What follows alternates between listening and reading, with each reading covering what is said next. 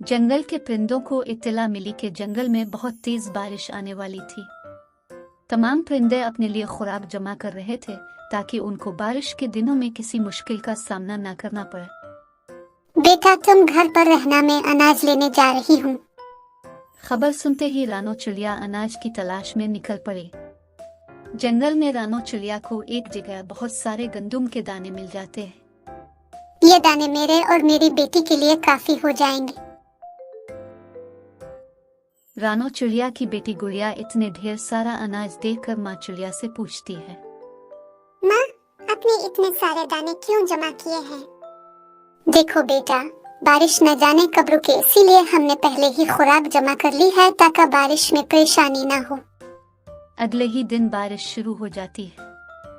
रानो चिड़िया और उसकी बेटी अपने घर में बैठे बारिश का मजा ले रहे थे कि अचानक दरवाजे पर दस्तक हुई। रानो चिड़िया ने दरवाजा खोला तो बाहर गोरी कवि खड़ी थी। गोरी बहन, इतनी बारिश में मेरे घर खैर तो है? क्या बताऊं चिड़िया, मेरे घर में खाना नहीं है। मेरे बच्चे भूखे हैं, मुझे खाना दे दो, हम बहुत मुश्किल में हैं। गोरी, तुम और तुम्हारा शौहर कालू बहुत सुस्त हो। मैंने कितनी बार कहा था कि बारिश के लिए दाना जमा कर लो, लेकिन तुम दोनों ने मेरी एक न सुनी। मैं अपने बच्चों का खाना तुम्हें कैसे दे दूं?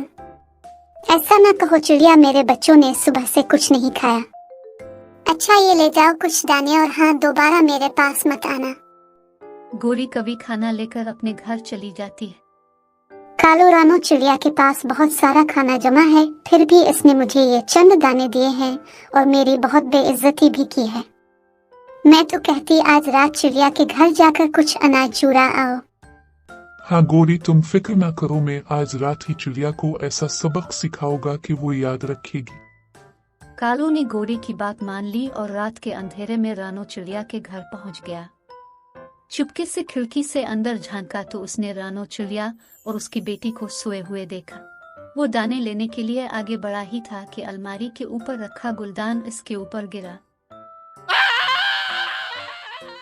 इसकी चीख से रानो चिड़िया और उसके बच्चे डर के मारे जाग जाते हैं। कालू की पूंछ कट चुकी थी और वो शदीद दर्द में था। इसने रानो चिड़िया से मुआफी मांगी और कहा, मुझे मुआफ कर दो चिड़िया, मैंने बहुत बड़ी गलती की है। रानो चिड़िया ने कालू की हालत देखकर उसे मुआफ कर दिया और कहा, तुमने बहुत गलत काम किया है कालू, तुम्हें मेरा अनाज चुराने की कोशिश नहीं करनी चाहिए थी। मुझे मुआफ कर दो चिड़िया, मैंने बहुत बड़ी गलती की है। मुझे भूख लगी थी, इसलिए मैं ऐसा करने पर मजबूर हो गया था। आओ बच्चों, हम कालू को कुछ खाना दें। रानो चिड़िया ने कालू को कुछ दाने दिए और उसका जख्म साफ किया। उसने रानो चिड़िया का बहुत शुक्रिया अदा किया और इससे वादा किया कि वो कभी भी ऐसा काम नहीं करेगा।